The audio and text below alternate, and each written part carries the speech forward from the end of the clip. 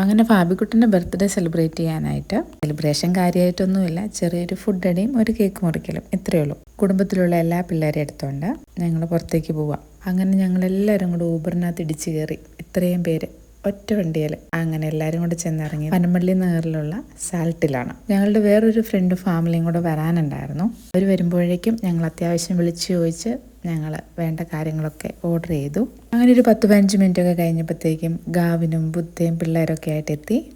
ഓൺലൈനായിട്ട് തന്നെ ബുക്ക് ചെയ്തിരുന്നതുകൊണ്ട് നമുക്കൊരു ക്യാബിൻ പോലുള്ള ഒരു ഏരിയ ആയിരുന്നു കിട്ടിയത്. അതുകൊണ്ട് തന്നെ നമ്മുടെ ഇത്രയും കുട്ടികൾ കൂടുമ്പോൾ ഉണ്ടാകുന്ന ഒരു ബഹളവും കാര്യങ്ങളൊക്കെ നമുക്ക് ഊഹിക്കാമല്ലോ.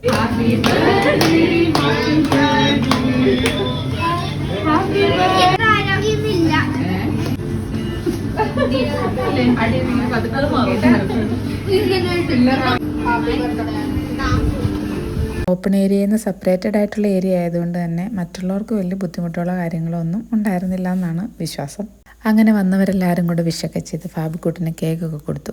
ബർത്ത്ഡേ ഗിഫ്റ്റൊക്കെ എല്ലാവരും രാവിലെ തന്നെ കൊടുത്തിരുന്നതുകൊണ്ട് പുള്ളി പിന്നെ അതിൻ്റെ കാര്യങ്ങളെപ്പറ്റി ഒന്നും ചോദിച്ചില്ല. ഫാബിക്കുട്ടിൻ്റെ അപ്പായിക്കും ചാച്ചയ്ക്കും റീത്താൻറ്റിക്കും ഒന്നും നേരിട്ട് കാണാനൊന്നും പറ്റിയില്ലെങ്കിലും വീഡിയോ കോളിൽ കൂടെ എല്ലാവരും വിഷ് ചെയ്ത് എല്ലാവരും കണ്ടു കേട്ടോ. ചോക്ലേറ്റിൻ്റെ കേക്ക് ഞാൻ അധികം കഴിക്കാറില്ലാത്തതാണ്, പക്ഷേ ഫാബിക്കുട്ടിൻ്റെ ഒരു ചോയ്സ് ആയിരുന്നു ചോക്ലേറ്റ് കേക്ക് വേണമെന്ന്. അങ്ങനെ ചോക്ലേറ്റ് ട്രഫിളാണ് ഓർഡർ ചെയ്തിരുന്നത്.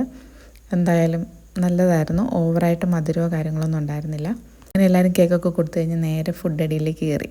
അത് ഞങ്ങൾ ഓർഡർ ചെയ്തിരുന്നത് ഹോട്ട് ആൻഡ് സോറിൻ്റെ സൂപ്പായിരുന്നു. എല്ലാവരും സൂപ്പൊക്കെ കുടിച്ച് ഒന്ന് സെറ്റായി വന്നപ്പോഴത്തേക്കും നമ്മുടെ മന്തി എത്തി. ഇപ്പോൾ എവിടെ പോയാലും മന്തിയാണല്ലോ, ഈ കൂട്ടത്തിലുള്ള എല്ലാവർക്കും മന്തിയായിരുന്നു കേട്ടോ താല്പര്യം. അതാണ് മന്തി വാങ്ങിയത്. വീഡിയോ കോളിൽ വിളിച്ചുകൊണ്ടിരുന്നവരെല്ലാം ഒന്ന് കാണിച്ച് കൊതിപ്പിക്കുകയായിരുന്നു.